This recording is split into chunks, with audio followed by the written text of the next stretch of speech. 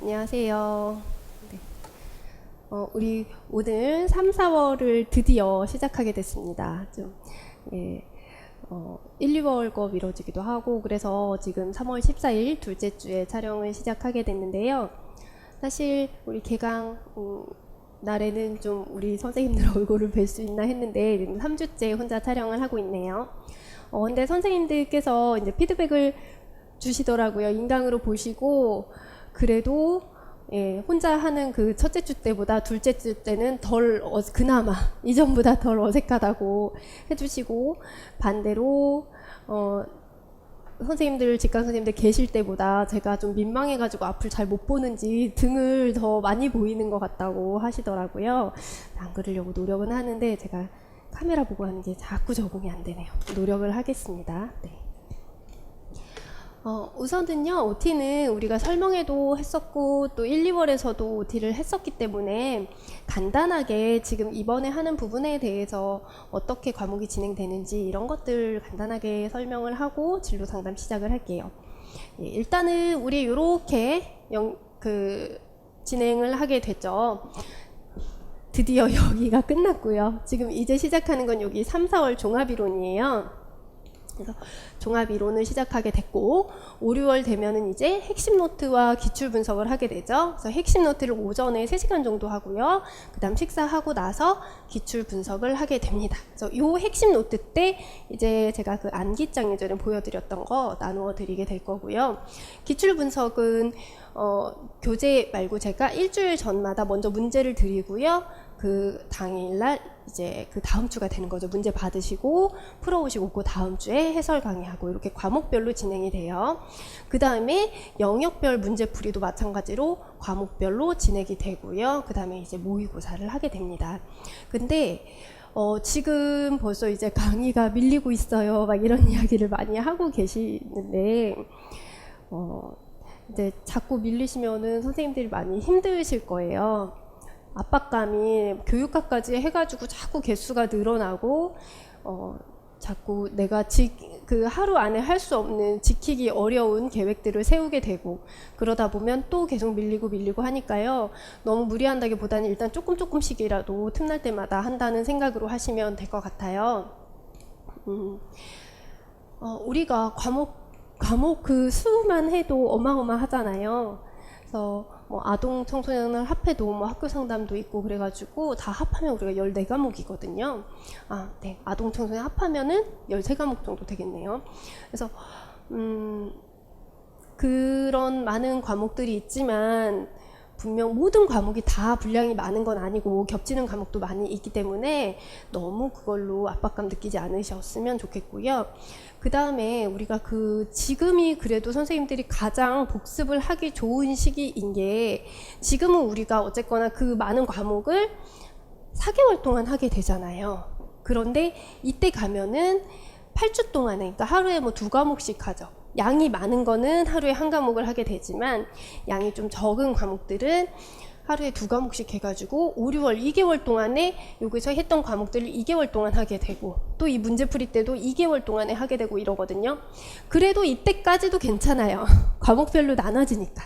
그래 봐야 하루에 1, 2과목이기 때문에 이쪽 때 복습이 제대로 안 됐어도 여기서 수업 들으면서 핵심 노트로 정리하고 기출 분석하고 또 여기에서 영역별 문제풀이 비록 문제는 못 풀었고 내 점수는 쫙쫙쫙쫙 다 나갔지만 그래도 여기서 같이 또 공부를 하게 되고 틀린 부분 다시 공부하시고 하면 또 전반적으로 다 복습이 되는 거거든요. 그래서 지금은 어쨌거나 계속 진도를 나가는 상황이라 계속 이게 뭐가 안 되는 것 같고 어려우실 건데 이 과정을 거치면서 어느 정도 선생님들이 반복할 수 있는 시간이 좀 되실 거예요. 이때는 여기부터는 어쨌거나 복습이 이어지는 거니까.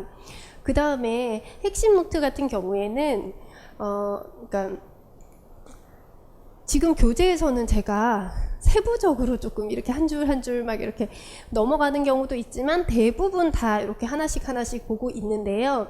핵심 노트 같은 경우는 일단 보는 그 자체의 양도 확 줄지만 제가 좀 전반적인 큰 틀에서 정리를 해드리려고 해요. 그래서 지금은 선생님들이 공부를 하셔도 이게 막 어느 자리에 들어가야 하는지 좀 막 정리가 안 될 수 있거든요. 그래서 이때는 조금 큰 틀에서 좀 볼 수 있도록 선생님들이 세부적으로 있는 것들을 좀 정리될 수 있도록 도와드릴 거니까 너무 걱정 많이 안 하셨으면 좋겠어요. 네. 자, 강의는요 이번 달은 이렇게 되는데요. 교재가 이 강의를 지금 아마 밀리셔가지고 늦게 듣게 되시는 분들은 교재가 나온 다음에 보실 수도 있는데요. 지금 아직 교재가 나오지 않았어요. 네, 그래서 저도 지금 많이 속상한 상태이고 교재도 없이 강의를 준비하니까 좀 힘들더라고요. 그리고 선생님들도 일단은 교재를 보면서 강의를 들어야 하는데 바로 그렇게 해드리지 못하고 PDF 파일로 보내드리게 돼서 너무 불편하고요. 근데 이제 제가 사실 출판사에도 계속 건의를 하고 했지만 글쎄요, 이제 수험생 경험을 직접 안 해보면 그걸 그냥 PDF로 먼저 보면 되지 않나 이렇게 생각을 하시는 것 같아요. 그렇지만 이제 수험생 경험이 있는 저의 입장에서 봤을 때는 다 필기하는 거 바로 그 자리에서 오려 붙이고 하면 좋은데 오려 붙이는 것도 그럼 나중에 책 나오면 거기다 또 해야 되고 필기한 것도 또 옮겨야 되고 이런 번거로움도 있고 그래서 그거를 누구보다 잘 알기 때문에 제가 너무 죄송하게 생각을 하고 있습니다. 그래서 근데 이제 사실 그쪽 상황이 너무 좋지 않은 상황인지라 저도 계속 재촉을 했는데 사실 예전에 막 하루 이틀 만에 해결이 됐던 게 막 보름 이상이 지나고 막 이러는데도 처리가 안 되어 있고 이래서 좀 계속 지체가 많이 되고 있어요. 그래도 일단은 그러니까 다음 주 강의를 하기 전까지 교재를 만들어 준다고 했는데 계속 약속을 막 못 지키고 계셔가지고 카페에도 선생님들이 아마 책도 기다리실 것 같고 또 이 코로나 때문에 직강은 언제부터 되는지 궁금해하실 것도 같고 그런데 사실 제가 딱 임의대로 할 수 있는 게 많지 않더라고요. 그래서 책도 언제쯤 나온다고 했습니다라고 해도 또 그게 또 미뤄지면 선생님들도 더 심란하실 것 같고 그래서 뭐라고 제가 좀 올리기가 좀 어려웠어요. 또 학원 휴원 관련된 것도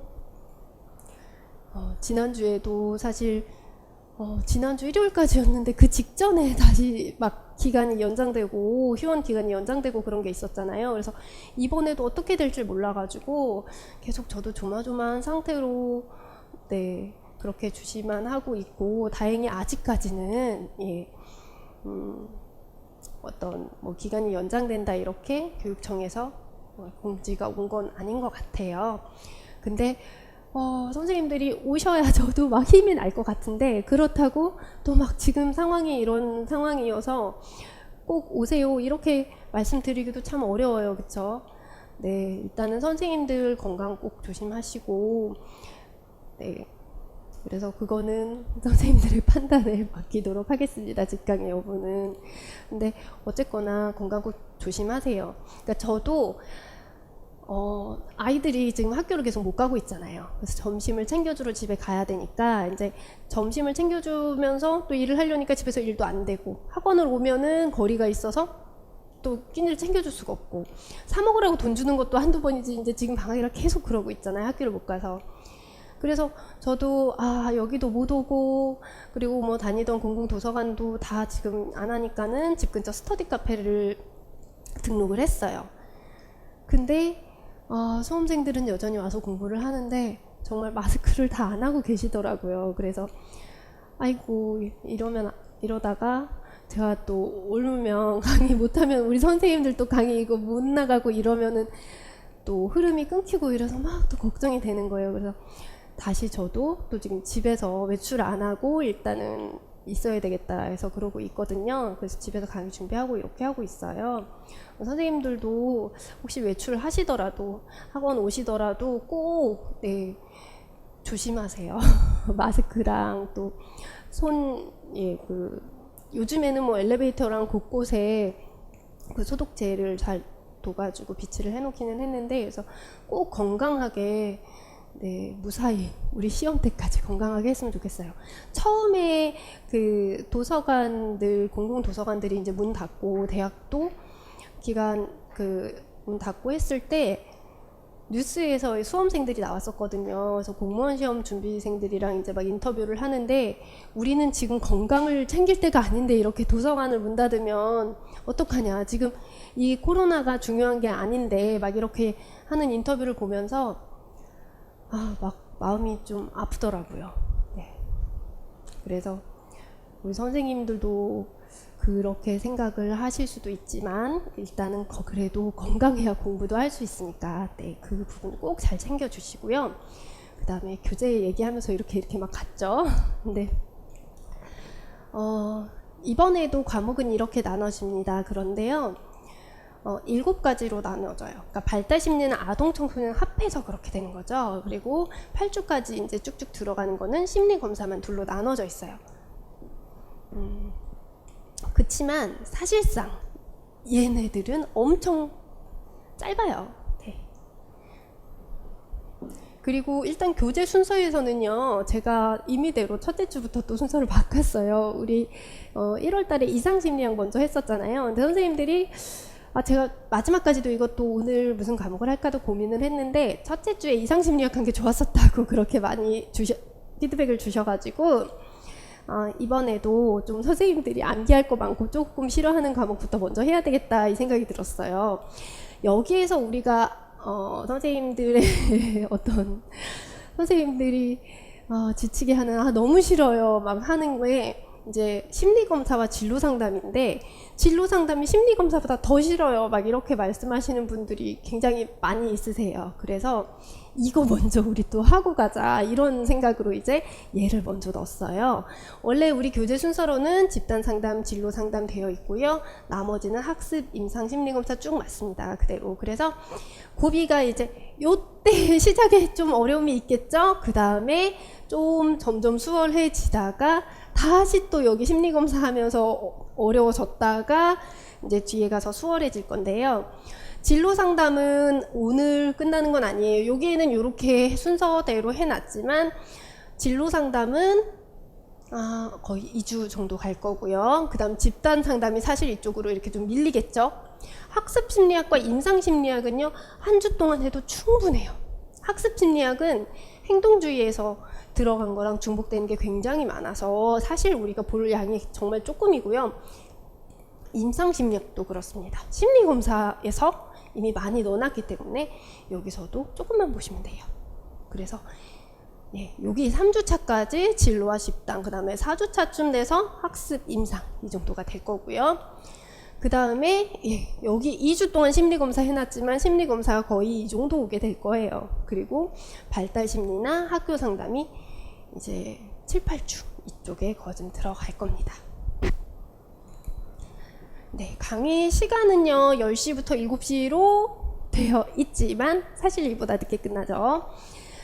그리고 오늘은 첫날이니까요 많이 안 나갈 거예요. 그래서 오늘은 좀 빨리 끝날 수 있고요. 그 다음에 스터디와 개별 점검 이렇게 되어 있는데, 요거는 우리가 뭐 5시에 끝나든 6시에 끝나든 7시에 끝나든 1시간 정도 쉬었다가 그 다음에 그 선생님들 개별적으로 1대1로 점검하는 거 있잖아요. 그 시간 쓰시는 게 있거든요. 네, 그래서 직강으로 오시게 되면은 제가 비치해둔 대로 그 순서대로 이렇게 적으셔서 개별적으로 제 연구실에서 당일 했던 거 복습 테스트를 제가 당일 거를 바로바로 합니다. 자, 그 다음에 오늘 개강을 했고 교재가 빨리빨리 나오게 해달라고 좀 자꾸 이야기를 하겠습니다. 그리고 요 개별 점검 하니까 또 우리 직강 선생님들 지금 안 하고 계셔서 걱정이 스럽고요. 임상 선생님들 제가 이제 한 달에 한 번씩 점검을 하고 있는데요. 그러니까 선생님들이 월요일에 이게 올라가니까 그 주차 저한테는 지금 토요일이라 다음 주인데 다음 주에 이제 점검 전화를 거의 드릴 분이 다음 주에 할 차례가 되신 분들이 많이 계시더라고요. 그래서 그때 이제 많이 전화가 다음 주, 다다음 주에 전화가 이제 쭉 갈 거고요. 그 선생님들이 처음에 할 때는 좋다고 하셨는데 두 번째 점검 전화 드리려고 하니까 진도가 많이 밀려 있다고 이제 막 피하는 분들이 계시더라고요. 근데 밀리더라도요, 너무 피하지 마세요. 그러다 보면 끝까지 계속 그렇게 되거든요. 그러지 마시고 틀려도 되고, 이제 또 잘하시는 분들은 거기에 맞춰서 난이도로 제가 질문을 들어가고, 그러니까 전화로 하거나 1대1로 하면 그게 좋은 것 같아요. 어떤 분한테는 이 문제가 너무 시시하고 어떤 분한테는 막 지금 뭐가 문제 하나도 모르시는 상태에서 막 제가 세부적인 질문을 할 수가 없는데, 이 1대1로 한다는 장점이 그거잖아요. 우리 특수화에서 개별화 교육 막 이런 식으로 들어가는 것처럼. 네.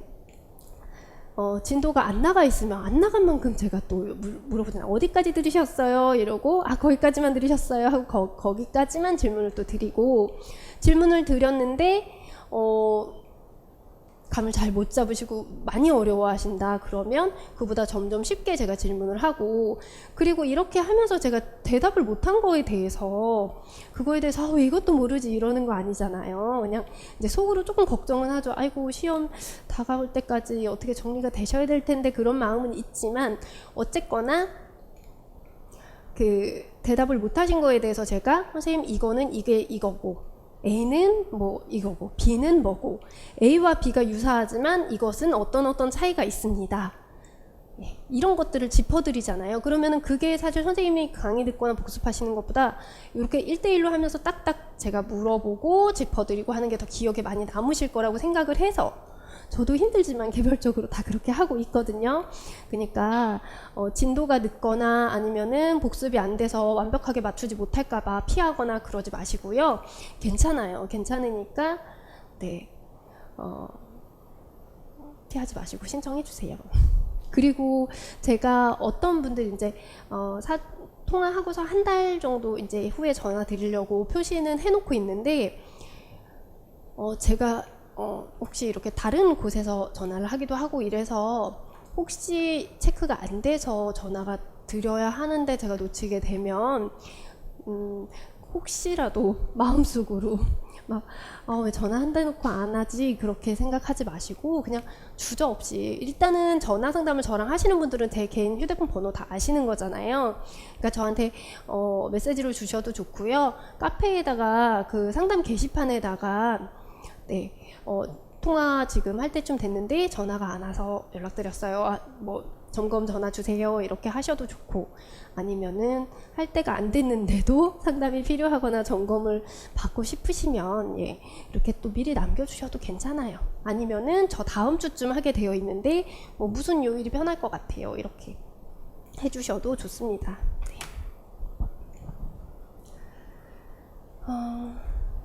그러면 선생님들께서 싫어하시는 진로 상담으로 강의를 먼저 시작하도록 할게요.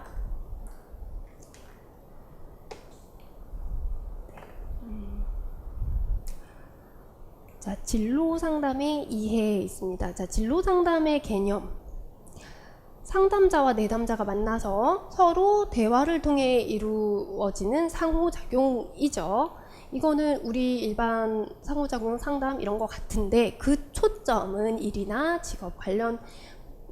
직업과 관련된 내용에 있다 이렇게 이야기를 하고 있어요. 근데 제가 이제 여기서 사실 중요한 거에서 제가 말에 악센트를 주거나 아니면은 느리게 천천히 한 단어를 하거나 이런 것들이 있어요. 그래서 여기서도 그 초점은 막 이렇게 해가지고 선생님들이 또 여기에 막 별표하실 수도 있는데, 뭐 이런 것들은 사실 우리가 뭐 암기하거나 이런 게 아니라 그냥 이해하는 정도로 보시면 돼요. 자, 그 다음에 넓은 맥락에서는 어떤 개인 생애의 진로 문제의 중요성을 인식하는 것을 강조하는 직업인으로서의 역할이 다른 역할들과 어떻게 상호작용하는지를 중심으로 생애 진로 발달 과정상에 있는 개인을 도와주는 활동이라고도 정의된다라고 되어 있는데요. 이거는요, 우리가 이따가 뒤에서 하게 될 수퍼의 그 전생의 이론 때문에 거의 비슷한 문구가 들어가 있어요. 그걸 이따 하시게 되면은 여기서 무슨 이야기냐면 이것도 막 그렇게 중요하게 암기 지금 안 하셔도 돼요. 슈퍼 이론 할 때 하시면 되니까.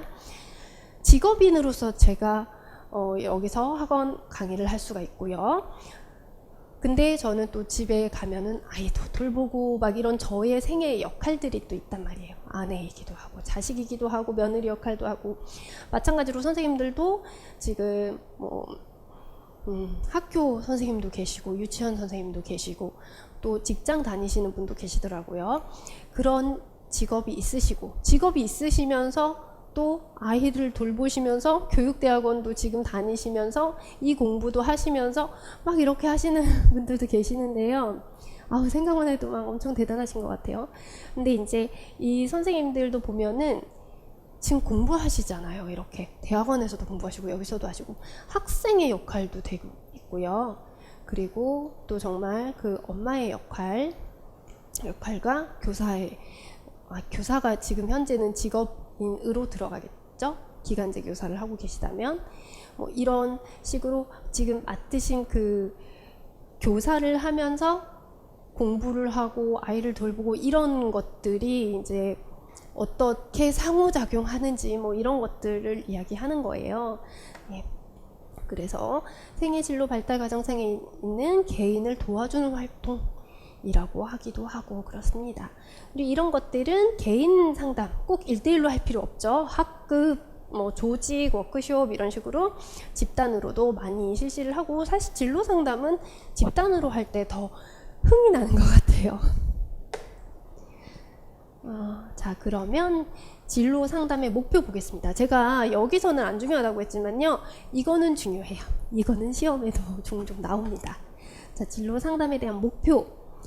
자신에 대한 보다 정확한 이해 증진이 있어요. 그래서 자신에 대해서 이해를 하는 거죠. 그래서 사실 내가 나를 뭘 모를까 뭐 이렇게 생각을 할 수가 있지만, 우리 진로 상담하면 선생님들이 홀랜드 검사 대부분 아실 거예요. 뭐 홀랜드 검사라든지 다양한 검사, 뭐 가치관 검사라든지 나의 적성 이런 것들을 사실은 내가 알고 있는 것 같지만 실제로 다를 수 있어요, 검사 결과가. 그래서 정확하게 좀 나에 대해서 객관적으로 좀 이해를 할 수 있는 거죠. 그 다음에 일과 직업 세계에 대한 이해 증진. 네. 다양한 직업 역할 이런 것들이 있단 말이에요. 일의 세계에 관련된 것들, 네, 어떤 직업에 어떤 종류들이 있고 그 어떤 직업에 대한 본질 이런 거에 대해서 우리가 객관적으로 이해를 할 수가 있겠죠. 그리고 직업 세계가 지금 얼마나 변화하고 있는지. 저 어렸을 때 아빠가, 이제 저희 아빠는요, 제가 시험 기간에 좀 늦게까지 공부하려고 그러면 막 이렇게 좀 말투가 조금 화내시는 것처럼 하거든요. 이 시간까지 이렇게 하면 어떡하냐고 막 그러면서 빨리 잘하고 막 그러셨어요. 그러면서 지금은 이제 아빠가 그때 그렇게 하셨잖아요. 그럼 나 그런 적 없다 이러시는데, 그 당시에 저 어릴 때 뭐라 그러셨냐면, 여자는 상고 나와서 은행에 뭐 취직하고 시집 가면 된다 막 이런 정말 옛날 옛적 이야기 같은, 예, 그런 이야기를 하셨거든요. 근데 이제 모르시는 거죠.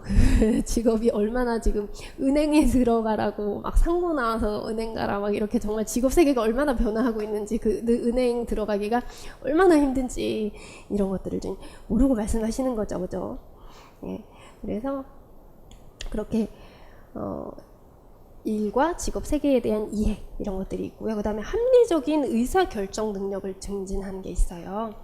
그래서 어떤 의사 결정을 함에 있어서 합리적으로 선택할 수 있도록, 합리적으로 결정하려면 이런 것들이 기본이 돼야 되겠죠. 나에 대해서 알아야 되고 그 직업에 대해서 알아야 되고 그것과 잘 맞는지 이런 다양한 것들을 고려해서 의사 결정을 해야 하고요. 그 다음에 일과 직업에 대한 올바른 가치관 및 태도 형성이 있습니다.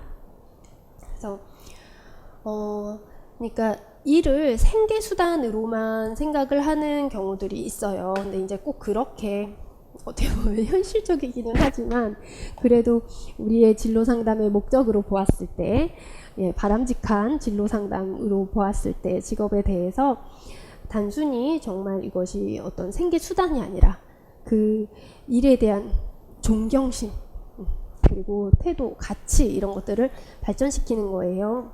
네.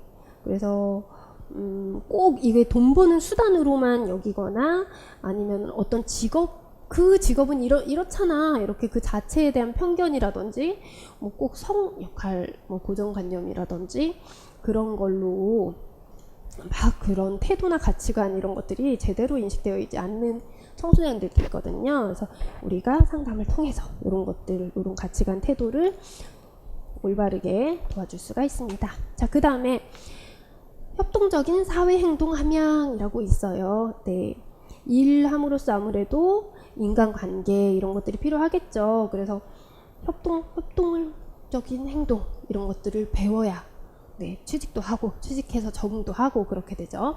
그 다음에 정보 탐색과 활용 능력 있어요.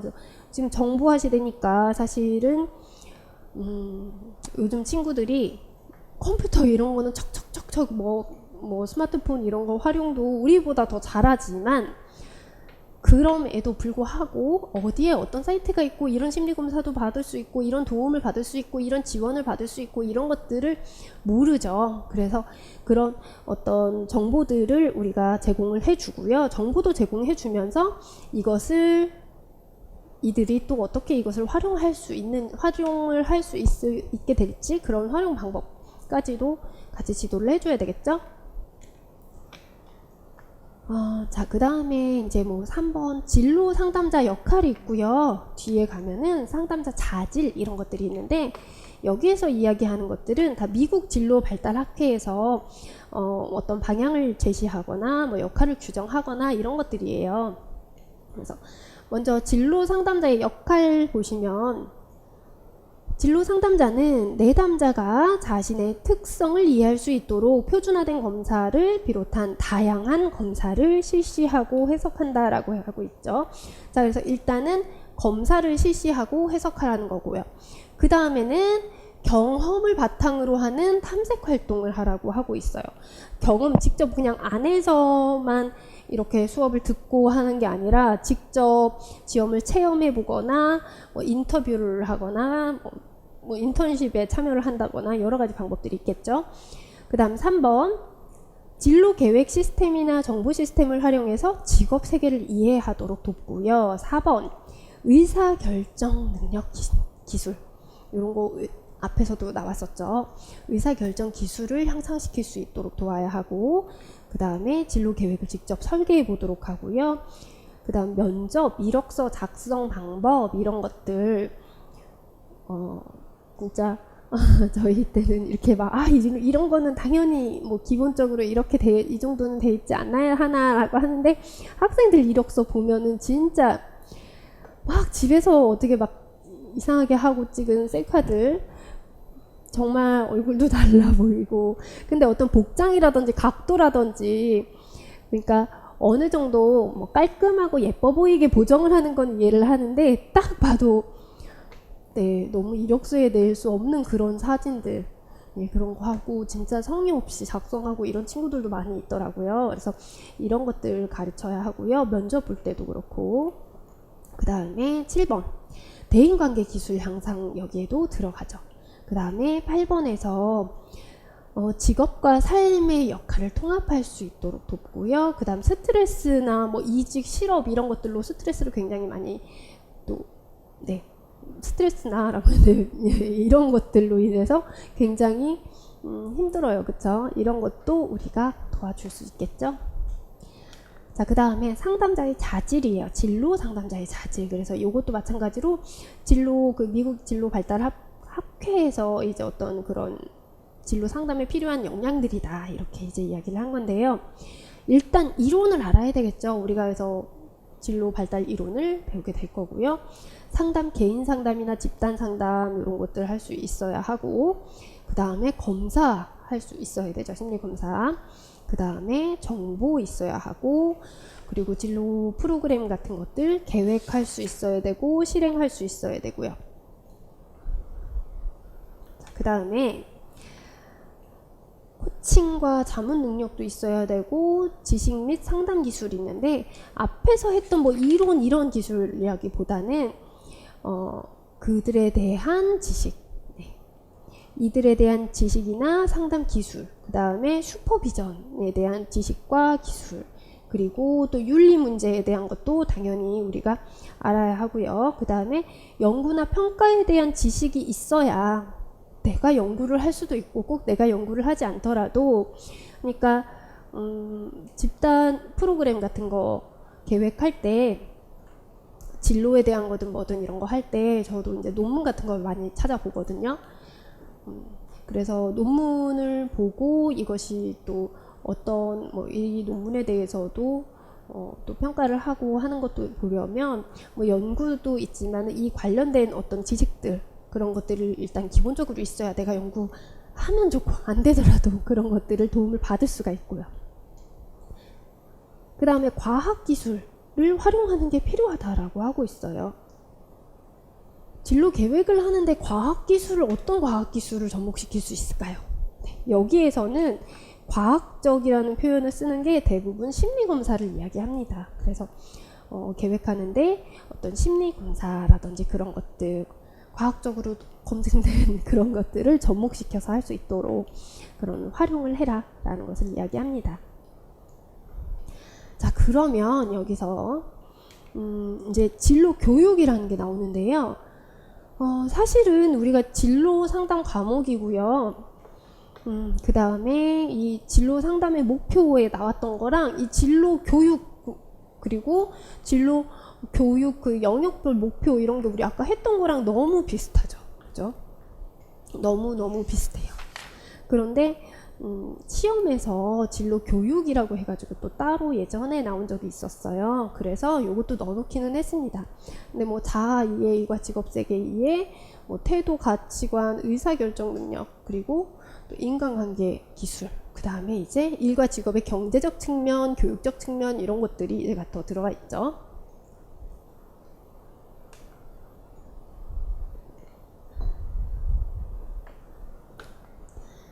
자, 그러면 이제부터 이론을 들어갑니다.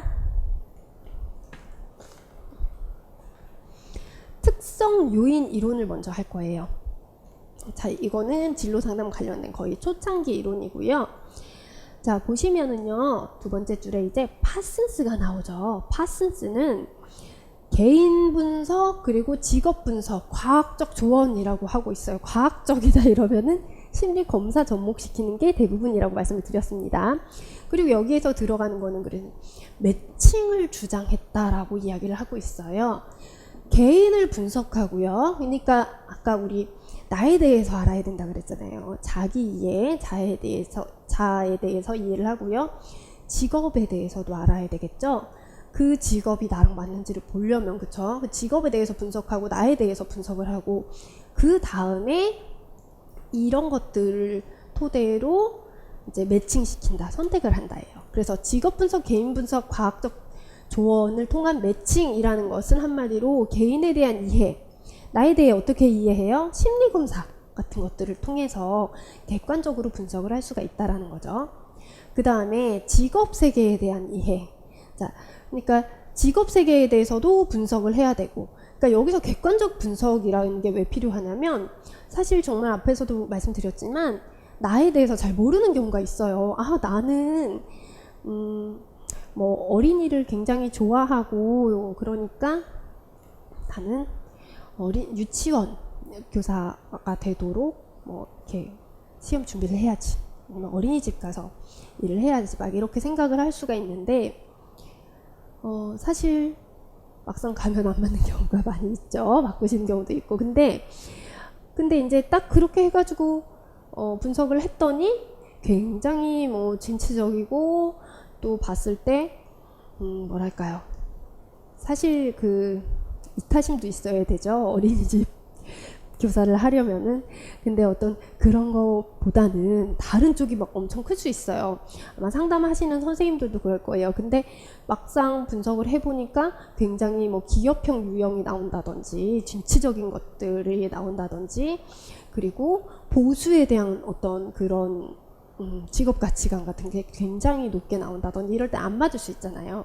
그래서 그런 것들을 통해서 이제 분석하고 그다음 직업도 분석하고 그래서 얘네들을 통해서 이제 합리적으로 선택을 하고 매칭을 시키는 거예요.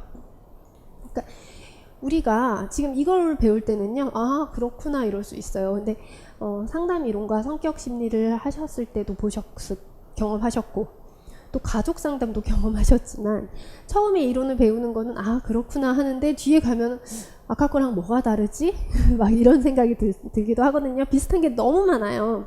그래서 일단은 지금 보는 거에 대해서는 요 정도로 일단 얘네들을 매칭시키는구나 이런 식으로 그 직업 특성 요인이 이러니까 직업 특성과 개인 특성을 분석해서 매칭시키는구나 요 정도로 이 이론을 일단 해 놓으시고 그 다음 뒤로 가면 또 암기할 것들이 이제 또 바로 나올 건데요. 중요한 건 이거예요. 자, 그 다음 인간은 저마다 다른 특성을 가지고 있고 모든 직업은 직업의 특성이 있다라는 거죠. 그래서 이런 조합을 필요로 한다고 하였다. 예, 강점과 약점을 포함한 어떤 성향을 이해하고 뭐 직업 보상 승진 이런 것들에 대한 정보를 알아야 하고 그래서 이런 것들을 바탕으로 해서 선택 과정에서 진실한 추론을 해나가야 한다라고 했습니다. 자, 뭐 파슨스, 윌리엄스, 헐 뭐 이런 사람들이 나오고요. 그 다음에 뭐 크리츠도 뒤에 나올 거예요. 바로 자, 특성 요인 이론의 기본 가정이 있습니다. 자, 일단은 측정할 수 있는 독특한 특성이 사람들은 다 있다라는 거죠. 그러니까 심리 검사를 해서 개인을 파악하라는 거죠. 자, 그 다음에 두 번째로 직업에서의 성공을 위한 매우 구체적인 특성을 지닐 것을 요구한다라고 하고 있어요. 그러니까 직업도 그 원하는 특성 이런 것들 요구하는 특성이 있다라는 거고. 세 번째로 개인의 특성과 직업의 특성을 짝짓는 것이 가능하다. 그러니까 여기서는 계속 합리적인 선택, 매칭시킨다 이런 표현이 있고 여기서도 짝을 짓는다 이렇게 이야기를 하죠. 네. 이런 것들이 개인과 직업의 어떤 특성이 서로 밀접하게 관계가 있으면 성공 가능성이 커지겠죠. 자, 이제부터 진짜 암기할 것들이 쏟아져 나오기는 해요. 자, 윌리엄슨의 변별 진단입니다. 그러니까 윌리엄슨이 진로 결정할 때 나타나는 문제들을 진단하는데 도움을 주려고 이제 4가지로 이렇게 구분을 했어요. 첫 번째는 진로 무선택이에요. 자, 진로 무선택은 말 그대로 선택 안 한 거예요. 선택하지 않았어요. 근데 어떤 직업 갖고 싶니? 물어봤을 때 모르겠어요. 그리고 내가 뭘 원하는지도 잘 모르겠어요. 이렇게 대답하는 경우는 진로 무선택이에요. 자, 그럼 두 번째 불확실한 선택이에요.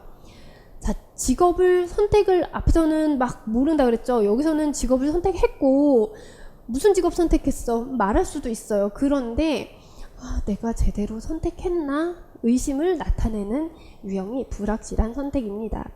자, 여기서는 이제 윌리엄슨 같은 경우에는 정서 불안이 직업 선택을 불확실하게 할 수 있다고 보고 이런 경우 생각을 명료화할 수 있도록 도와야 한다라고 이야기를 했어요. 그래서 여기서도 정서 불안 이런 것들이 나오지만 직업 뭐 이렇게 뒤에서도 여러 가지 유형 바로 뒤에 크리츠 진단치계에도 나오고요. 그 뒤에서도 이제 뭐 계속 나오는 게 이제 우유부단한 성격 때문에 결정을 못하고 이런 것들도 계속 나오게 됩니다. 자, 그 다음에 세 번째는요. 세 번째와 네 번째 얘네들이 좀 헷갈리거든요. 자, 현명하지 못한 선택 그리고 흥미와 적성 간의 모순 이렇게 있어요. 자, 흥미와 적성 간의 모순은 아시겠죠? 이름을 들었을 때 내가 갖고 있는 적성과 내 능력과 내가 하고 싶은 흥미랑 안 맞는 거죠. 자, 그러면 얘는 뭘까요? 한편으로는 내담자의 능력과 흥미 간의 불일치, 또 한편으로는 내담자의 능력과 직업이 요구하는 것 간의 불일치로 정의되며 라고 돼 있어요. 뭐가 다르지? 막 헷갈리죠? 근데 이 범주는 이러한 변인들의 가능한 여러 결합을 포함을 합니다. 그러나 여기서는 충분한 적성을 가지고 아는 직업을 결정함을 의미합니다. 그러니까 불일치하는데 여기에서 중요한 거는 이 내담자가 충분한 적성을 가지고 있지 않은 경우를 이야기해요. 자, 그 다음에 흥미와 적성 간의 모순은요, 말 그대로 정말 앞에서 설명드린 것처럼 내가 이 직업에 흥미는 있는데 그걸 할 능력이 부족하고, 내가 이걸 잘하는 능력이 있는데 거기에 내가 흥미가 없고, 이런 경우를 이야기해요. 자, 그러면은 지금 근데 이제 좀 책마다 표현이 좀 다르기는 한데요. 그러니까 여기에서는 내담자가 충분한 적성을 그러니까 가지고 있지 않은 직업을 결정함을 의미한다라고 하고 있잖아요. 이거를 이제 뭐라고 이야기를 하냐면 자, 내담자가 능력을 가지고 있지 않은 직업, 내가 그러니까 적성이 없는데 흥미가 있는 거를 선택하는 거잖아요. 그러니까 이것도 능력과 흥미가 안 맞는 거고, 그러니까 능력과 직업이 요구하는 것에 불일치야. 말이 이렇게 또 꼬이네요. 네. 그러니까 내가 이것에 그러니까 하고 싶은 일이 있는데 내가 거기에 능력이 못 미치는데 그걸 선택하는 거잖아요. 어쨌거나 이것도 흥미랑 적성이랑 좀 안 맞는 부분이 있는 거죠. 그래서 이 내담자가 그러니까 충분한 적성을 가지고 있지 않은 능력, 내 능력보다 높은 능력을 요구하는 직업을 선택했을 때는 여기 3번에 현명하지 못한 선택에도 들어가고 흥미와 적성 간의 모순, 여기에도 들어간다, 이렇게 이야기를 하고 있어요. 자, 그 다음에 이제 윌리엄슨이었습니다. 지금까지 한 거는. 그 다음에 이제 볼 거는요, 진단체계, 크리츠의 진단체계입니다. 그래서 요거는 적성, 흥미, 선택 사이의 일치에 따라서 구분을 하게 되는데요. 적응성, 결정성, 그리고 현실성, 이렇게 크게 나누고 있어요. 그래서 적응성으로 봤을 때는 첫 번째로 적응형이냐 부적응형이냐 이렇게 하는데, 이것은 그러니까 흥미랑 적성이 일치한 거를 발견했냐 아니면은 일치한 걸 발견하지 못했냐, 그래서 적응형과 부적응형 이렇게 구분을 하고요.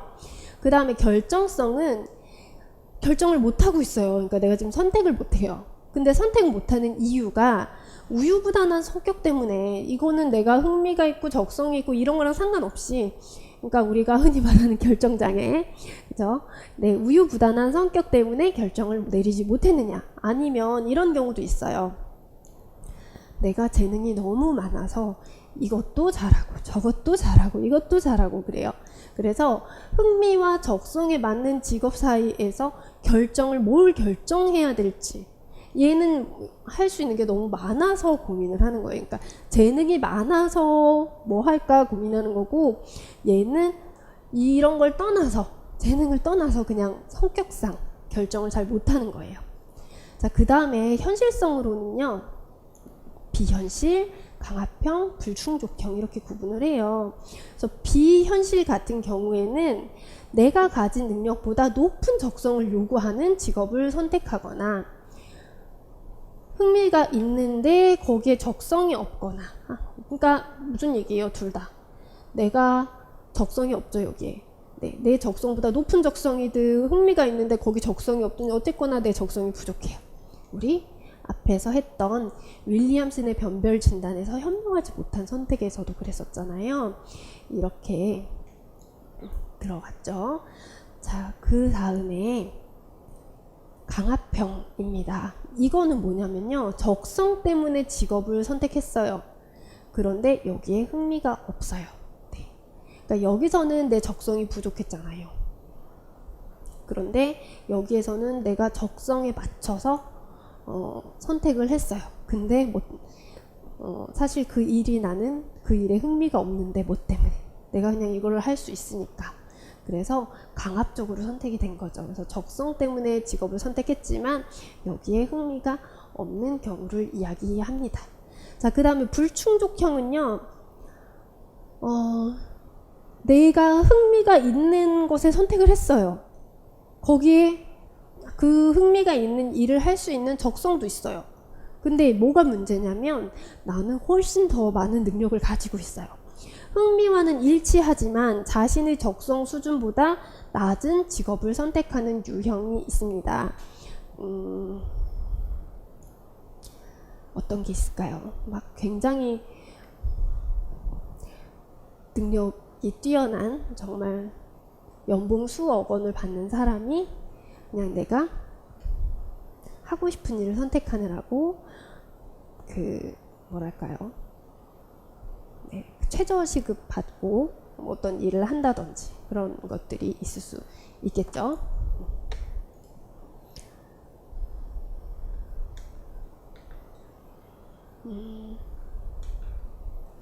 자, 그 다음에 우유부단함이 앞에도 나왔었죠. 우유부단함 때문에 선택을 못하기도 하고 이러는데, 이렇게 결정을 잘 못하는 것에 대한 일반적인 이유들이 몇 가지 있어요. 저 봤을 때 일단은 실패할까봐 걱정돼서 결정을 잘 못하는 게 있고요. 그 다음에 중요한 타인들의 영향이라고 있어요. 그래서 내가 선택한 것이 중요한 사람에게 미칠지 모르는 부정적인 결과에 대한 두려움, 죄의식 이런 것들이 있어요. 그러니까 저 같은 경우도 보면은 아이가 있잖아요. 그러면 제가 평일에 막 야근하고 이런 일을 했을 때 아이들이 어떻게 될 것인가, 내가 이 일을 함으로써 난 이 일이 너무 하고 싶은데 내가 이거를 함으로써 애들은 어떻게 될까, 이런 영향이 있을 수 있고, 반대로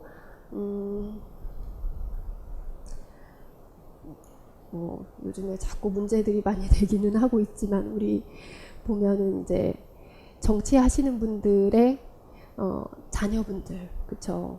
이게 계속 막 거론이 되기도 하고 이러긴 하는데, 만약에 우리 부모님이 막 정치를 하거나 굉장히 유명하신 분이에요. 근데 제가 하고 싶은 아니면 우리 아빠가 뭐 교수거나 이런데 내가 하고 싶은 일은 그런 분들이 하찮게 여기는 직업이라거나 그럴 수 있잖아요. 그러니까 예전에 보면은 제가 어릴 때는 또 막 사실 어릴 때 이렇게 보거나 그러면은 교회에서 그 목사님의 자녀들이 항상 보면 어떤, 그러니까 저한테는 오빠였어요. 근데 이분이 그러니까 저희 언니의 친구였거든요. 근데 아버지가 목사님이신데, 그러니까 저희 언니의 그 친구 남자예요. 남사친. 네. 근데 이렇게 보면은 음악을 하고 싶었던 거예요. 그래서 제가 어릴 때니까 이렇게 키가 작아서 유난히 커 보였을 수도 있겠지만 키가 정말 컸고, 근데 머리도 막 이렇게 기르고 그렇게 다니니까, 이제 교회에 올 때 그 당시에 저 어릴 때니까 막 남자들이 이렇게 머리 기르고 음악한다고 그러면 좀, 그러니까 목사님이 조금 창피해 하셨던 것 같아요. 그래서 그런 것들, 내 선택이 중요한 사람들에게 어떤 영향을 미칠지, 그죠? 또 부부끼리에서 내가 또 멀리 출장을 계속 가서 오래 있어야 할 수도 있고, 그 다음에 세 번째로 완벽 추구. 네, 너무 완벽하려는 욕구가 있으면 결정하기가 어렵겠죠. 그 다음에 성급한 결정 내리기는 무슨 얘기냐면, 우유부단인데 이건 결정을 막 너무 잘하는 거잖아요. 근데 사실 여기에서는 뭐를 피하는 거냐면, 결정해야 되는 그 과정을, 선택해야 되는 과정을 피하고 그냥 아무거나 선택을 해버리는 거예요. 그래서 직업 목록들이 있으면 그냥 이거 할까 저거 할까 막 고민하고 이런 과정을 피해서 그냥 확 결정해버리는 거죠. 그 다음에 우유부단에 대한 강화.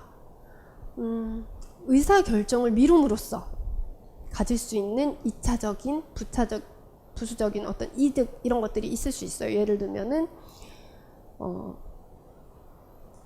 사회에 나가면은 막 너무 힘들 텐데 잠시 휴학하니까 그래도 아직은 사회인이 아니라고 부모님이 용돈을 주신다든지 뭐 이런 것들이 있을 수도 있겠고, 뭐 여러 가지 있겠죠. 그 다음에 다재다능함. 네. 앞에서 그 다재다능형 있었죠. 할 수 있는 게 너무 많아요. 그러면은 딱히 막 이것만 이렇게 마음에 들거나 만족하거나 이럴 가능성이 크지 않죠. 그 다음에 내가 하려는 것들 중에서 좋은 직업이 없는 경우, 이런 이유들이 있습니다. 자, 그 다음에 상담 과정이에요. 그래서 특성 요인 이론에서 3단계 진로 상담 과정으로 이렇게 하는 게 있고요. 근데 시험에 많이 나오는 거, 그러니까 특히 우리 진로 상담 과목은 이제 직업 상담사에 많이 나올 수 있겠죠. 그거는 아마 준비를 한 번이라도 해보셨거나 진로 상담 들었다면은 분종진 예상추 이래가지고 맨날 그 6가지 과정이 나오게 되는데, 그런 것들이 있어요. 그래서 6단계 윌리엄슨 이러면은 그 분종진 예상추를 하게 되지만 3단계다 이러면은 여기에 있는 1, 2, 3단계를 보시면 돼요. 그래서 첫 번째 관계 형성을 하는 단계이고요. 두 번째 단계에서 검사도 실시하고 진단도 하고 해석도 하고 그에 대해서 그 해석한 걸로 내담자와 면담도 하고 이런 게 이제 중간에 다 들어가고 마지막으로 직업 정보를 제공하게 됩니다. 자, 그 다음에 3번에 보시면요. 대부분의 상담에서 상담자가 주도적인 역할을 해요. 그리고 내담자에 대한 자료를 수집하고 분석하고 평가하는데도 그렇게 하려면 어떻게 해야 돼요? 분석하고 평가하고 하려면은 전문적인 지식이 있어야 되겠죠. 그래서 이 이론에서는 상담자가 주도적으로 하는 부분이 많고 전문성을 요구합니다. 자, 여기 6단계 상담 과정, 그 시험에 많이 나왔다는 윌리엄슨의 상담 과정인데요. 분석, 종합, 진단, 예측, 상담, 추수지도 이렇게 있죠. 그래서 우리 시험에서는요. 뭐 이렇게 단계 명칭으로 종합 다음에 뭘까요? 뭐 기억, 뭐 이렇게 제가 지금 복습 테스트 하는 것처럼 나오는 건 아니고요. 사례들이라든지 이 상담 김 교사가 지금 뭐뭐를 했고 이 길동이와 김 교사가 어떤 것들을 했고 지난 시간에 만나서 이 아이의 이런 것들에 대한 세부적인 자료를 수집했다. 그 다음에는 이런 것들을 탐지하기 위해서 검사 결과에 따라 자료를 수집하고 요약했다. 이런 것들이 이제 나오고 그 다음에 이제 뭐가 들어갈지.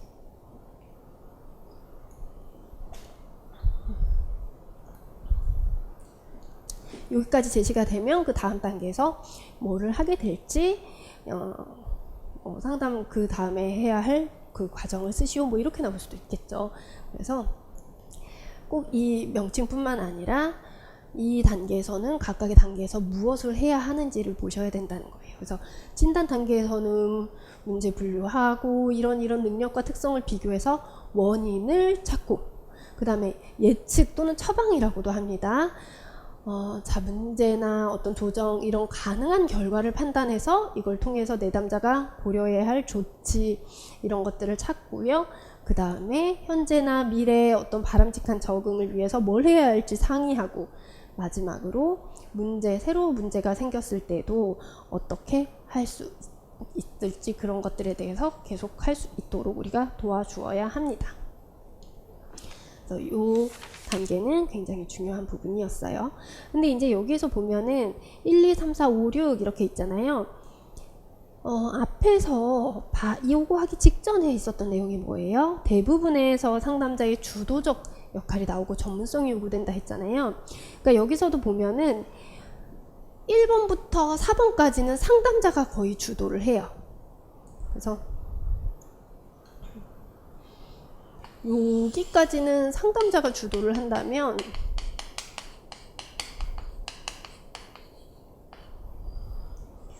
(5번) (6번) 여기는 내담자가 좀 더 능동적으로 참여하게 됩니다.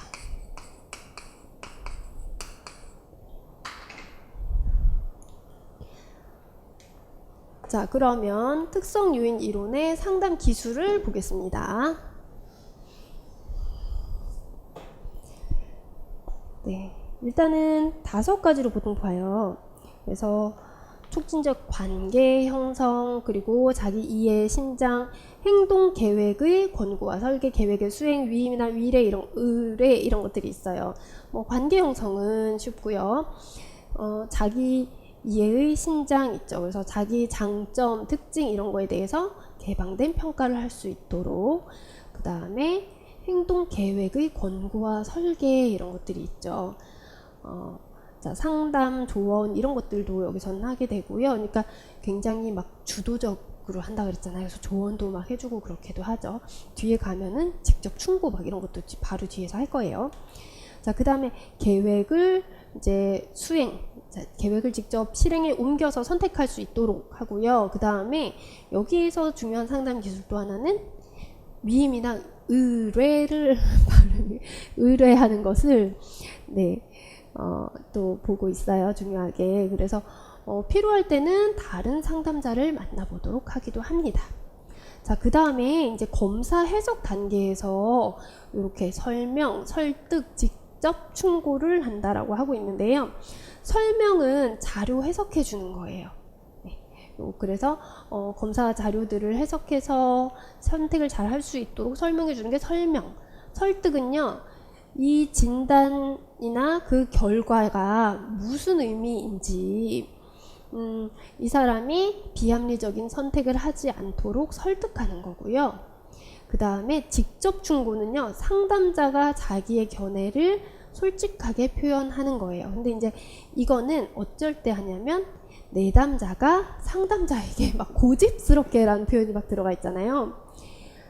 솔직하게 얘기해 주세요. 내담자가 막 이렇게 이야기하는 경우가 있어요.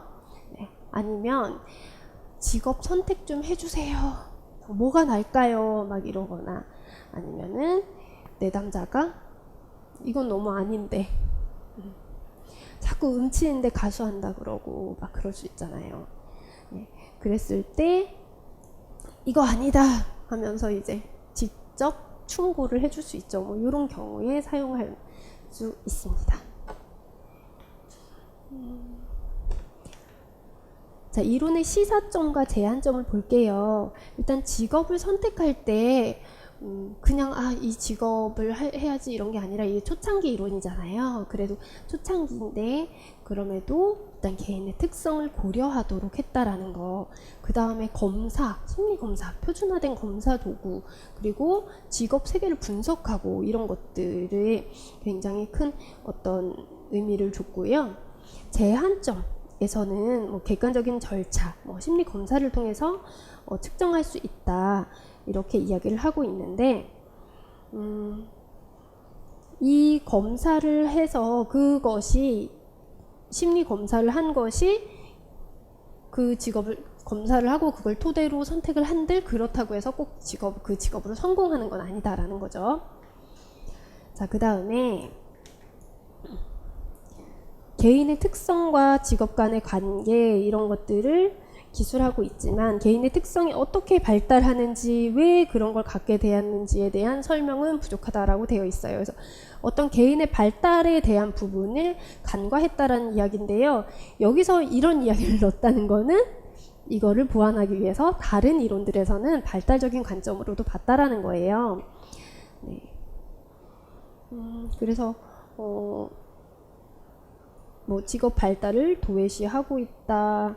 뭐 이런 것들에 대해서 이제 또 개인이 어느 것을 우선적으로 하느냐에 따라 선택이 달라질 수 있다. 이런 것들을 뭐 고려하지 않았다라고 이야기를 하고 있습니다. 그래서 이제 이런 고려한 것들이 뒤에 나오게 될 건데요. 쉬었다가 이어서 할게요.